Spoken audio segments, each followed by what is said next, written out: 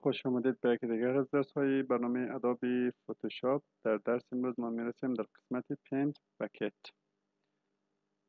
همونطور که میبینید پینت بکت هم شورتکتش حرفی جی هست. در صورتی که ما با شورتکت بخوایم روی اینا داخل شویم، ما فرض میکنیم روی یک ابزار دیگه هستم، جیر از روی کیبورد فشار میتونم در اینجا میاریم و اگر خواسته باشم روی پینت بکت برم، بازم شیفت گرفته جیر فشار میتونم روی پینت بکت مرا انتقال میتونم. پینت بکت بر ما در فارسی میتونیم معنا کنیم سطل رنگ، که برای ما در هر جای خواسته باشیم رنگ مورد نظر ما را در قسمت میندازه. به طور مثال ما یک رنگ برای خود انتخاب میکنم،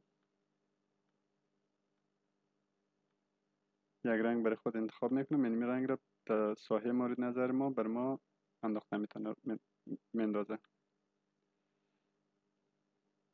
و انواع مودها را داریم که مودها را ما امروز آشنایی داریم. اوپسیتی را آشنایی داریم که میتونیم که شفافیت رنگ خود را تعیین کنیم که به چه اندازه اپلای شود. مثلا میایم اینجا با اوپسیتی 52% اجرا میکنم.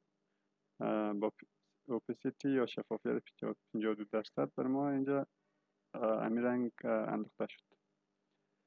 و همچنان تولرنس داریم ما، همون رقم که در اینجا در تصویر میبینیم این ساحات در اینجا بر ما گرفته نشده.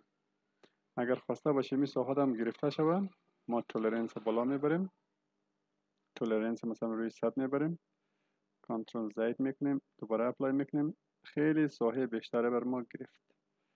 یا میایم بازم از 100 هم بالا میبریم 150، بازم ساحه بیشتره بر ما گرفت. اما تولرنس خود رو میتونیم بالا ببریم. و در قسمت بعدی آنتی الیاس داریم. آنتی الیاس بر ما مربوط به حاشیه های میشه که ما در اونجا رنگ میندازیم. اون حاشیه هایی که ما کار میکنیم چقدر با محیط اینا مخلوط شوه و ترکیب شوه. اگر ما آنتی الیاس تیک بزنیم اینا کوشش میکنه تا حدودی اینا با هم دیگه ترکیب شوه و مخلوط شوه. و در قسمت بعدی کنتیگیاس داریم. کنتیگیاس یک مورد ضروری است باید کار کنیم.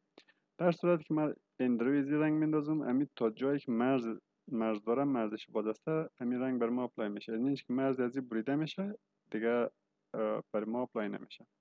ولی در صورت که کنتیگیاس تیکش رو پس میکنیم، ما اینا در اینجا که رنگ میندازیم در تمام صفحه ما، در تمام زمین عکس با اینمی تون رنگ را با اینمی پیکسل با اینمی رنگی که در صفحه میبینیم، اینمی رنگ ها رو به صورت همزمان پوشش میده و رویش رنگ جدید را اپلای میکنه به این شکل.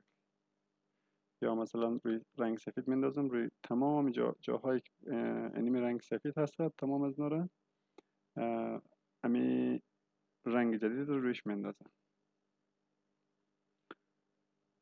و بازی میتونیم با سلکت تول ها هم کار کنیم. من یک جای را انتخاب میکنم، میتونم که اومده دمی ساحه خاص رنگ خود را بندازم. یا میایم از میجیک واند استفاده میکنم، یک ساحه را انتخاب میکنم و میتونم که دینمی ساحه بین زمین ساحه انتخاب شده رنگ مورد نظر خود را بندازم و اپلای میشه بر من. اینم بود از قسمت پینت بکت.